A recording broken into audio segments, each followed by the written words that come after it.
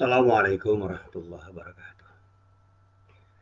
Alhamdulillahilladzi arsala rasulahu bil huda wa dinil haqq liyudhhirahu 'alad dini kullih wa kafa billahi shahida.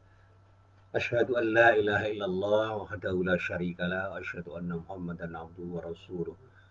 Allahumma shalli wa sallim ala nabiyyina Muhammad wa ala alihi wa sahbihi wa man walah. Amma ba'd. Para jamaah yang dirahmati Allah, sekali lagi mari kita ucapkan tahmid Alhamdulillahirabbil alamin untuk menunjukkan sikap syukur kita kepada Allah secara lisan, dan kita ikuti ucapan itu dengan tindakan yang nyata sehingga benar-benar kita menjadi orang-orang yang bisa mensyukuri nikmat Allah yang telah diberikan oleh Allah pada diri kita. Dan sekali lagi, salah satu sikap syukur yang dinyatakan oleh para ulama sebagai sikap syukur yang utama adalah ketika kita mau menggunakan semua kenikmatan yang telah diberikan oleh Allah untuk melaksanakan ibadah dalam rangka mendekatkan diri kita kepada Allah Subhanahu wa Ta'ala. Mudah-mudahan Allah senantiasa memberikan jalan yang terbaik bagi kita dan memudahkan bagi diri kita untuk bisa melaksanakan ibadah padanya, dan mudah-mudahan semua ibadah yang kita laksanakan menjadi ibadah yang mendapatkan ridho dari Allah Subhanahu wa Ta'ala. Amin. Para jamaah yang dirahmati Allah, tadi malam saya mencoba untuk membaca ulang sebuah ayat yang disebut dengan ayat kursi, yaitu ayat yang terdapat di dalam surah Al-Baqarah, tepatnya pada ayat 255. Di dalam ayat itu Allah memulai firman-Nya dengan menyebutkan Allahu la ilaha illa huwal hayyul qayyum.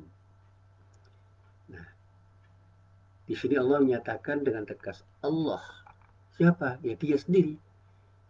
La ilaha, tidak ada Tuhan yang berhak disembah, yang patut, yang pantas untuk disembah, illa huwa, selain Dia, yang disebutkan dengan Al-Hayyul Qayyum, yang hidup lagi terus mengurus makhluknya. Nah, disinilah kemudian saya mencoba untuk merenung sebelum melanjutkan bacaan saya. Kenapa Allah menyebut dirinya sebagai tidak ada Tuhan yang berhak disembah selain Dia? Karena Dialah yang maha hidup, yang kekal hidupnya, dan terus-menerus mengurus makhluknya tanpa henti. Nah, disinilah saya sekali lagi ingin menegaskan bahwa Allah ingin mengingatkan kepada kita semua, para hamba-Nya, bahwa ada sesuatu yang tidak mudah kita lakukan ketika kita memosisikan diri kita sebagai hamba Allah. Karena seringkali kita itu salah di dalam beribadah, dan pada saatnya kita bukan menyembah Allah. Karena dalam beribadah yang kita sembah itu hanya Allah, kita justru punya ketundukan, punya kepasrahan, punya kepatuhan kepada selain Allah. Padahal Allah lah yang disebut Al-Hayyu dan Al-Qayyum, yang maha hidup, yang hidup kekal, dan yang terus-menerus mengurus makhluknya. Urusan makhluk Allah, termasuk kita, itu urusan Allah. Dialah yang hidup kekal, sehingga semua yang disebut makhluk selain Allah itu adalah sesuatu yang tidak kekal hidupnya dan tidak bisa mengurus dirinya sendiri, apalagi orang lain. Nah, urusan kita itu akan diurus Allah, dan Allah terus akan mengurus urusan kita karena Dialah yang akan hidup selama-lamanya, sedangkan kita akan mati untuk kembali kepadanya pada saat yang telah ditentukan, yang disebut dengan ajal. Nah, kalau kita sudah sadar bahwa kita itu akan menghadapi ajal, mestinya kita bersiap-siap untuk menghadapi ajal itu dengan melaksanakan segala macam tindakan yang kita laksanakan itu, yang semua kita laksanakan dalam rangka untuk beribadah kepada Allah, bukan dengan cara yang lain, yaitu dengan cara beribadah yang pada saatnya kita terjebak pada sikap syirik karena kita punya kepasrahan, punya kepatuhan, punya ketundukan kepada selain Allah. Nah, ayat ini kemudian dilanjutkan dengan pernyataan la ta'khudhu sinatu wala naum, yang artinya tidak mengantuk dan tidak tidur. Allah itu tidak pernah mengantuk dan tidak tidur. Artinya apa? Dia selalu terjaga dengan keterjagaan yang prima, sehingga dia tahu betul apa dan siapa makhluknya, apa yang dilakukan oleh makhluknya, dan tidak ada sekejap pun pengawasan dari Allah yang tidak melekat pada diri makhluknya termasuk kita. Jadi kita ini terawasi oleh Allah. Karena Allah selalu mengawasi dan tidak pernah lengah di dalam mengawasi diri kita. Sehingga jangan pernah kita itu melakukan tindakan yang menyimpang dari aturan Allah, karena Allah mengawasi diri kita terus-menerus, dan disitulah kemudian seharusnya kita punya kesadaran untuk selalu taat kepada Allah karena pengawasan yang melekat pada diri kita dari Allah Subhanahu wa taala sepanjang waktu dimanapun kita berada. Lalu dilanjutkan ayatnya itu dengan kalimat lahu ma fis samawati wa ma fil ard. Kepunyaannya lah apa yang ada di langit dan apa yang di bumi. Artinya apa? Semua yang ada di langit dan di bumi ini adalah kepunyaan Allah. Dimiliki Allah. Dimiliki Allah itu artinya menjadi sesuatu yang betul-betul menjadi milik Allah semata-mata. Nah, para jamaah yang dirahmati Allah. Nah, kalau kata-kata dan rangkaian kata serta kalimat ini kita renungkan, maka jangan pernah kita merasa memiliki sesuatu. Karena apa yang kita miliki itu adalah kepemilikan relatif, bukan kepemilikan mutlak. Itu hanya titipan dari Allah yang pada saatnya dititipkan oleh Allah untuk diri kita. Kita punya harta, kita punya pangkat, punya jabatan, punya apapun, termasuk punya anak, punya istri, punya suami, itu titipan Allah. Jadi hakikatnya semua itu milik Allah yang dititipkan oleh Allah pada diri kita, dan oleh karena itu mari kita rawat apa yang dititipkan oleh Allah pada diri kita dengan perawatan yang selaras dengan apa yang telah diatur oleh Allah Subhanahu wa taala untuk siapapun, termasuk untuk diri kita ketika kita mengurus apa yang sementara ini kita anggap sebagai milik kita. Rosohan darbeni atau rasa memiliki, sense of belonging, itu harus menjadikan kita bukan merasa menguasai semuanya, tetapi kita merasa memiliki sesuatu yang pada saatnya kita rasakan, kita anggap kita miliki, untuk kita urus sesuai dengan aturan yang telah ditetapkan oleh Allah Subhanahu wa taala. Jadilah orang yang mengurus harta seperti apa yang ditentukan Allah di dalam syariatnya tentang bagaimana seharusnya kita mengurus harta.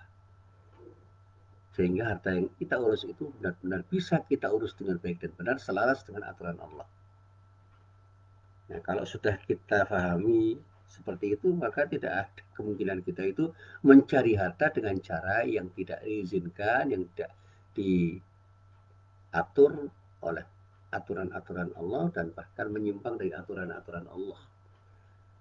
Jadi kalau kita bicara tentang korupsi, tentang pencurian, pencopetan, perampokan yang dilakukan oleh orang itu, bukti bahwa mereka itu tidak mengerti tentang bagaimana seharusnya mendapatkan harta yang disediakan oleh Allah pada diri kita dengan cara yang benar, dengan cara yang terbaik menurut aturan Allah.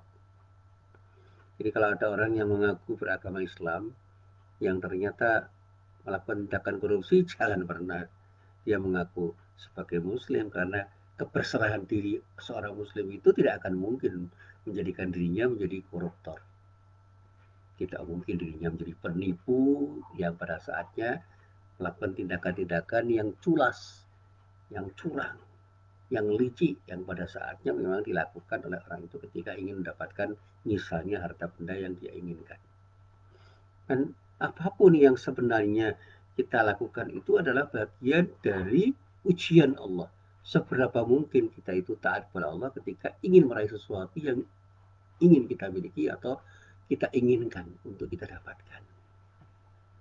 Saya masih ingat betul itu ada seorang yang mengatakan, ya kalau kita itu ingin punya jabatan ya kita harus dekat-dekat kepada orang yang sudah punya jabatan lebih tinggi, Pak. Kalau kita tidak mendekat ya kita tidak akan mendapatkan jabatan itu. Saya tidak menjawab, cuma saya renungkan dalam-dalam. Apa sih yang kita butuhkan itu? Yang kita butuhkan kan ridho Allah. Nah, kalau yang kita butuhkan ridho Allah ya jangan sampai kita itu ingin meraih jabatan dengan cara yang pada saatnya Allah tidak ridho dengan cara yang kita lakukan itu.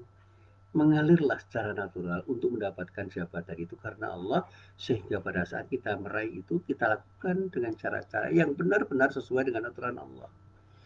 Yang kalau pada saatnya ketika kita itu melakukan dengan cara-cara yang selaras dengan aturan Allah kok kita tidak mendapatkan jabatan yang kita idam-idamkan, ya kita harus menerima sebuah kenyataan yang pada saatnya harus kita pahami bahwa itulah pemberian yang terbaik dari Allah untuk diri kita karena sangat mungkin jabatan itu memang bukan sesuatu yang baik untuk diri kita.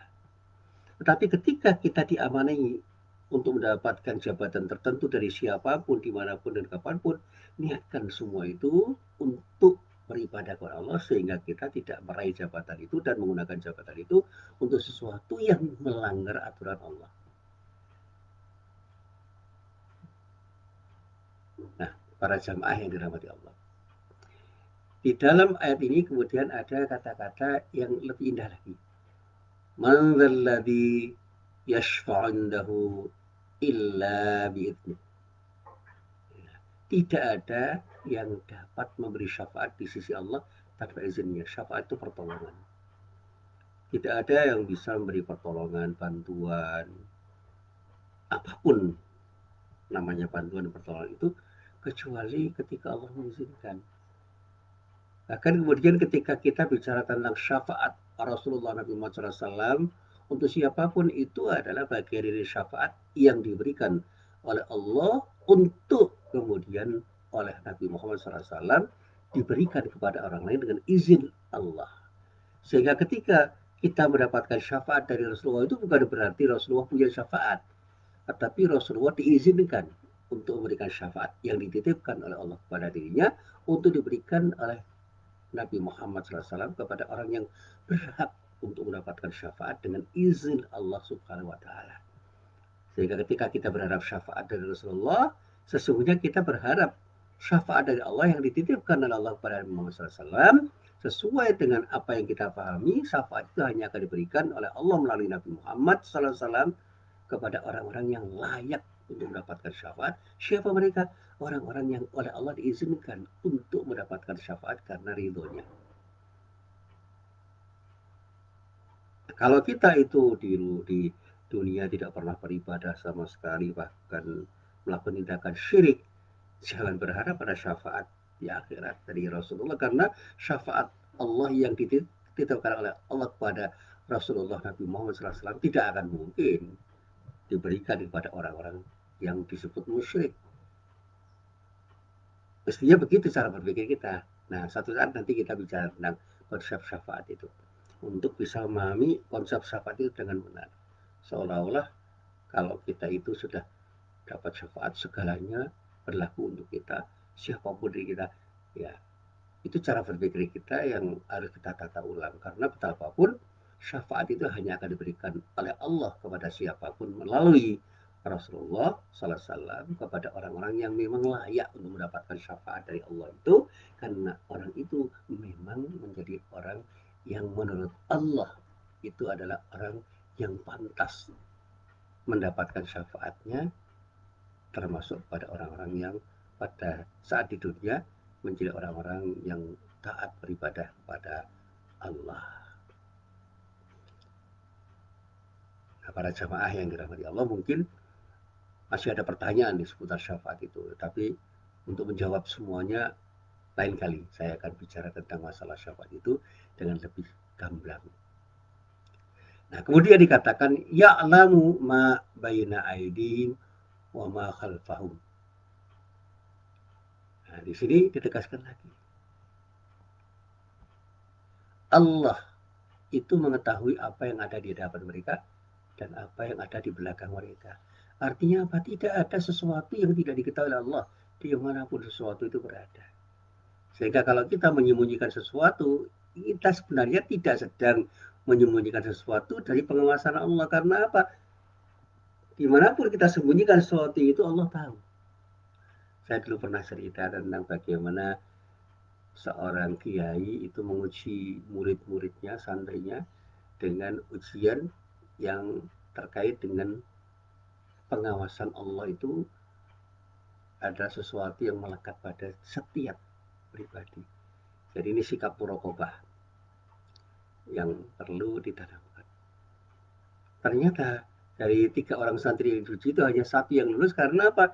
Dia mengatakan, ya guruku, wahai guruku, saya tidak mungkin menyembunyikan sesuatu dari yang maha tahu. Siapa Allah? Sehingga ketika diberi seekor burung untuk disembelih, dia mengatakan, saya tidak mungkin menyembelih burung ini di tempat yang tersembunyi karena dimanapun saya bersembunyi Allah akan tahu ketika saya melakukan apapun terhadap burung ini. Ini cara kita untuk berpikir tentang konsep muraqabah. Nah, ketika kita itu tahu bahwa Allah itu punya pengawasan yang melekat terhadap diri kita dimanapun dan kapanpun kita berada, ya tidak mungkin kita berani melakukan tindakan maksiat, tindakan tidak benar. Karena setiap tindakan yang kita lakukan pasti Allah tahu. Lalu dilanjutkan di dalam ayat ini dengan kalimat wala yuhituna bi syai'in min 'ilmihi illa bima syaa. Dan mereka tidak mengetahui apa-apa dari ilmu Allah melainkan apa yang dikehendakinya. Artinya apa? Jangan sampai kita itu sombong, seolah-olah kita tahu banyak hal. Padahal yang kita tahu itu apa? Yang oleh Allah diberikan kepada diri kita untuk kita ketahui. Jadi kalau kita itu dapat ilmu, itu bagian dari ilmu Allah yang diberikan oleh Allah pada diri kita. Sehingga kalau kita itu punya ilmu dan kita menganggap kita ini sebagai seorang ilmuwan atau intelektual, jangan sombong. Apa yang kita ketahui itu adalah bagian kecil dari ilmu Allah yang diberikan oleh Allah pada diri kita. Sehingga kalau ada seorang intelektual, seorang ilmuwan sombong itu, dia sebenarnya orang yang tidak tahu diri. Karena apa yang dia ketahui itu hanya sedikit. Saya itu seringkali berguru dengan para dosen. Jangan meremehkan mahasiswa. Kita itu tahu ilmu yang kita ajarkan kepada mahasiswa itu karena pemberian dari Allah. Dan bukan tidak mungkin mahasiswa itu tahu sesuatu yang tidak sedang kita ajarkan atau belum kita pelajari. Bahkan sekarang ini informasi itu kan bisa didapat dari manapun dengan sangat mudah. Sehingga boleh jadi mahasiswa itu punya pengetahuan yang lebih dibandingkan para dosennya terkait dengan apa yang sudah diketahui mahasiswa dengan cara mereka untuk menggali informasi dari manapun. Sementara dosennya belum sempat. Jadi dosen sekarang ini menurut saya adalah orang-orang yang membersamai mahasiswa untuk belajar. Bukan mengajar dalam arti mentransfer ilmu yang dia miliki untuk mahasiswanya semata-mata karena dia merasa paling tahu atau lebih tahu daripada mahasiswanya. Kita harus menggali sesuatu yang memang harus kita ketahui untuk kita dalami dengan tingkat kedalaman yang terdalam. Sehingga dalam bahasa filsafat kita harus mencari hakikat sesuatu sampai kita tidak menemukan sesuatu itu dengan pertanyaan-pertanyaan lanjut. Ibaratnya ketika kita menggali sumur, kita gali sumur itu sampai kita dapatkan sesuatu yang kita cari, mentok pada tempat, pada galian yang di situ kita tidak perlu menggali lagi sesuatu karena tidak ada sesuatu yang bisa kita gali lagi untuk mendapatkan sesuatu yang kita harapkan. Termasuk ketika kita belajar ilmu apapun. Mari kita belajar ilmu apapun dengan sungguh-sungguh sehingga kita bisa mengetahui ilmu itu sedalam-dalamnya sampai pada batas di mana kita tidak bisa lagi menggali sesuatu dengan cara apapun. Nah, itu proses yang tentu saja tidak akan pernah berakhir. Jadi kalau ada orang itu ingin tahu tentang ilmu sesuatu, maka dia terus harus punya kegiatan yang fokusnya itu atau menggali ilmu itu sedalam-dalamnya sampai kemudian dia mencoba untuk memahami ilmu itu dengan pemahaman yang terdalam. Bahkan kemudian terluas. Jadi ada intensifikasi dan ekstensifikasi yang dia lakukan terus-menerus untuk membuat dia itu serba tahu terhadap apa yang dia coba untuk dia gali ketika dia belajar ilmu tertentu. Sehingga seorang pakar dari sebuah ilmu tertentu itu akan menjadi seorang pakar yang betul-betul mendalam ilmunya, sehingga apapun yang dia katakan dari apa yang dia pelajari itu benar-benar menjadi sumber pengetahuan yang layak untuk dipakai oleh orang, karena kompetensi yang dia miliki itu memang sesuatu yang perlu dihargai, patut dihargai karena dia betul-betul ekspor, ahli betul di dalam ilmu yang dia pelajari. Nah, sekarang ini perkembangan ilmu yang sedemikian pesat itu membuat orang tidak bisa sombong lagi untuk mengatakan dia itu expert betul. Karena apa? Setiap dia cari dan menemukan ada sesuatu yang pasti harus dia cari lagi yang mungkin orang lain lebih tahu dari apa yang dia ketahui. Sehingga jangan sombong, apalagi dengan gelar-gelar yang bermacam-macam. Profesor, doktor, apa saja. Itu jangan kemudian merasa dia paling tahu tentang ilmu yang dia pelajari. Belum tentu yang bukan doktor, ya, bukan doktor atau bukan profesor itu tidak lebih tahu dari dia. Gelar itu tidak mencitrakan sesuatu yang mengharuskan kita merasa lebih tahu. Gelar itu hanya pertanda saja, penanda saja menurut saya. Yang mestinya harus kita pahami sebagai sesuatu yang mengharuskan kita bertanggung jawab terhadap apa yang melekat pada diri kita. Misalnya kita menjadi guru besar dalam ilmu tertentu, maka kita harus bertanggung jawab dengan gelar kita itu, sehingga kita harus terus menggali ilmu yang kita pelajari itu, sehingga ketika orang bertanya tentang ilmu yang kita pelajari itu, kita bisa memberikan informasi yang lebih baik daripada orang-orang yang tidak berkonsentrasi untuk menekuni ilmu yang sedang atau telah kita dalami itu, tanpa harus kemudian mengakibatkan kita sombong di hadapan orang lain. Karena boleh jadi kita kalah cepat di dalam mengetahui sesuatu dari orang lain yang sempat menggali lebih dalam dari apa yang sesungguhnya harus kita gali, dari ilmu yang kita dalami itu. Nah, para jamaah yang dirahmati Allah, di dalam ayat ini ada kata-kata wasi'a kursiyus samawati wal ard. Kursi Allah itu meliputi langit dan bumi. Nah, ini yang perlu kita pahami nanti. Ada ulama yang mengatakan kursi itu maksudnya kekuasaan yang tidak terbatas. Jadi langit dan bumi itu dikuasai Allah karena penguasa tunggalnya adalah Allah. Wala ya'udu hibduhuma wa huwal aliyyul azim. Dan Allah tidak pernah merasa berat untuk memelihara langit dan bumi itu, serta Allah Maha tinggi lagi, Maha besar. Artinya apa? Dialah yang mengatasi semuanya, dialah yang tidak mungkin dikalahkan oleh semuanya, karena semua ada di dalam kekuasaan Allah dan pengetahuan Allah yang Maha tahu terhadap segala hal yang diketahuinya, sehingga tidak ada seorang makhluk pun yang lebih tahu dan lebih berkuasa daripada Allah Subhanahu wa taala. Inilah kesadaran yang kemudian menumbuhkan sikap tadarruk, tersungkur di hadapan Allah, sehingga tidak ada sikap sombong pada semua orang yang mendapatkan sesuatu, yang kemudian dengan sesuatu yang didapatkan itu dia dihormati orang karena sesuatu yang didapatkan itu. Sehingga kalau ada orang yang congkak, ada orang yang sombong, ini adalah orang yang perlu diingatkan.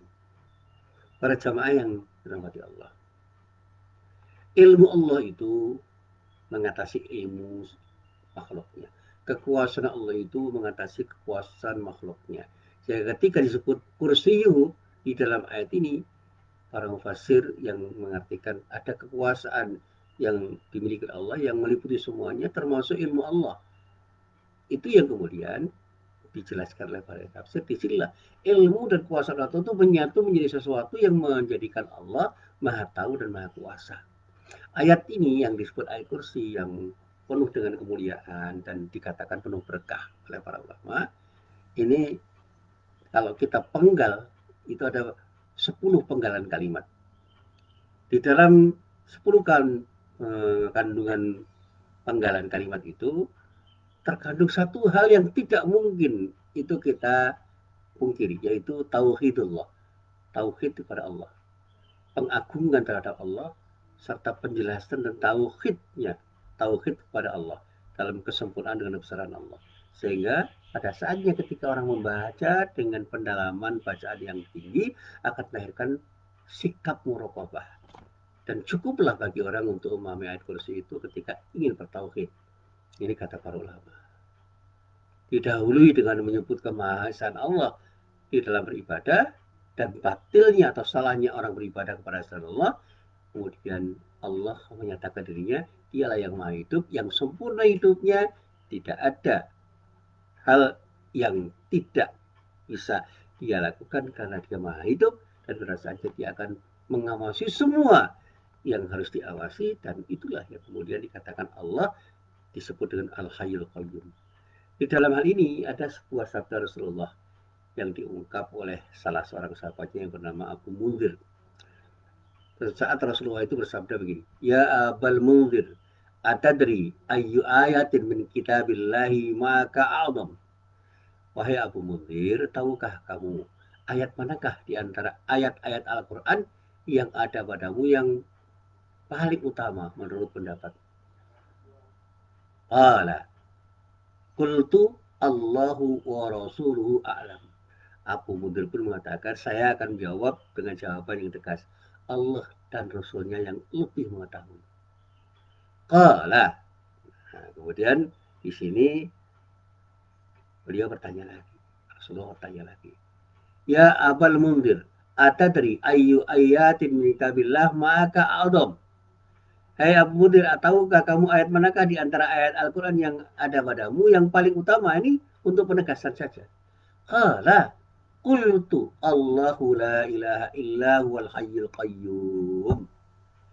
Abu Munzir kemudian menjawab, saya jawab ya Rasulullah, Allahu la ilaha illa huwal hayyul qayyum.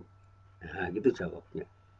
Allah lah, ya, Allah lah, dialah Allah yang maha hidup dan maha mengurusi semua hal, yang hidup karena kekuasaan Allah.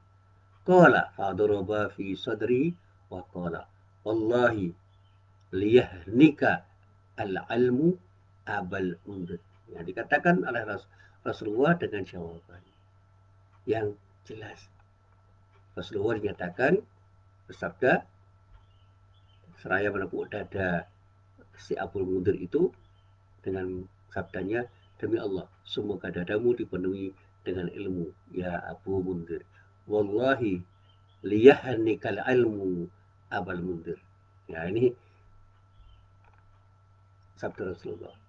Artinya apa? Ini doa Rasulullah. Semoga Abu Mundir itu mendapatkan ilmu dari Allah dengan ilmu yang betul-betul melekat pada dirinya. Nah, di dalam ayat itu disebutkan bahwa Allah itu satu-satunya Tuhan yang berhak disembah. Artinya apa? Jangan pernah ada sembahan selain Allah. Dan pada saatnya ketika orang itu menyembah selain Allah, sebenarnya dia sudah terjebak pada tindakan syirik. Bagaimana syirik itu terjadi? Ketika ada kepatuhan, ada ketundukan, ada kepasrahan yang mengalahkan kepasrahan orang itu kepada Allah, sehingga seolah-olah dia itu memasrahkan dirinya kepada selain Allah, yang pada saat itu dia sesungguhnya telah menandingkan Allah dengan sesuatu yang lain. Nah, para jamaah yang dirahmati Allah, pada hasil perenungan saya ingin mengutip pendapat Syekh Abdurrahman bin Sa'di rahimahullah di dalam kitab tafsirnya, yang beliau mengatakan ayat yang mulia ini adalah ayat Al-Quran yang paling agung dan paling utama. Kenapa seperti itu? Karena kandungannya yang memuat perkara-perkara yang agung dan sifat-sifat yang mulia. Oleh karena itu kata beliau, banyak hadis yang menganjurkan pada kita untuk membacanya dan menjadikannya sebagai wirid harian bagi manusia pada waktu-waktu yang dijalaninya, baik pada pagi maupun petang hari, juga ketika menjelang tidur dan setelah menunaikan sholat waktu. Artinya apa? Kita baca ayat itu dengan bacaan yang indah, seindah mungkin, sehingga kita bisa meresapi maknanya untuk apa? Untuk bisa membuat kita itu semakin dalam di dalam membangun sikap tauhid kita kepada Allah. Jadi jangan salah di dalam memahami ayat ini, seolah-olah ayat ini seperti azimat di mana-mana dibawa untuk kemudian kita pahami sebagai sesuatu yang akan menyelamatkan kita. Bukan ayat itu yang menyelamatkan, tapi Allah yang menyelamatkan kita karena kita sadar akan kelemahan kita di hadapan Allah. Jadi dalam ayat ini kata Abdurrahman bin Sa'di, Allah menceritakan tentang dirinya yang mulia bahwa dia itu la ilaha illallah. Maksudnya tiada ilah yang berhak disembah, tiada Tuhan yang berhak disembah, yang diibadahi selain dia. Dialah satu-satunya ilah yang berhak diibadahi, yang mengharuskan tertujunya seluruh bentuk peribadatan, ketaatan, dan penyembahan hanya kepada dirinya, kepada Allah. Hal ini, kata Abdurrahman bin Sa'di, karena kesempurnaan Allah dan kesempurnaan sifat-sifat Allah, serta karena besarnya nikmat-nikmat Allah yang telah diberikan oleh Allah kepada para hambanya. Di samping itu, kata beliau, kewajiban makhluk itu adalah menjadi hambanya yang betul-betul mematuhi perintahnya, lakukan perintah Allah dengan ikhlas karena Allah. Dan oleh karena itu juga menjauhi larangan-larangan Allah itu selaras dengan larangan-larangan yang telah dikatakan oleh Allah untuk dijauhi selama-lamanya. Ini yang sempat saya baca dari tafsir yang berjudul Taisirul Karimir Rahman di Tafsiri Kalamil Mannan yang ditulis oleh Al-Allamah Abdurrahman bin Sa'di pada juz 1 halaman 953. Jadi di dalam kitab tafsirnya Abdurrahman bin Sa'di mengatakan seperti itu. Jadi kalau saya pahami secara utuh, seluruh sembahan selain Allah itu batil, salah. Beribadah kepada selain Allah itu salah. Taat dan patuh pada selain Allah itu salah. Karena apa? Dalam hal kepatuhan, ketaatan, dan kepatuhan kita kepada apapun selain Allah itu, disitulah sebenarnya telah ada syirik yang melekat di dalam diri kita. Jadi ketika Allah itu kita taati, marilah kita patuh, kita pasrah kepada Allah, dan kepatuhan kita itu membuat kita hanya beribadah kepada Allah dengan ibadah yang sebenarnya, karena ketundukan kita itu hanya kepada Allah Subhanahu wa Ta'ala. Marilah kita mencoba untuk bisa menjadikan diri kita hanya tunduk dan patuh kepada Allah, sehingga sikap tauhid kita itu betul-betul melahirkan diri kita sebagai orang yang betul-betul ingin hanya beribadah kepada Allah dengan kemurnian diri kita untuk beribadah kepada Allah dengan sikap tauhid kita. Nah, mudah-mudahan dengan memahami ayat ini kita akan semakin dekat kepada Allah dan semakin yakin bahwa sikap tauhid inilah yang akan membuat diri kita selamat di dunia wal akhirah. Assalamualaikum warahmatullahi wabarakatuh.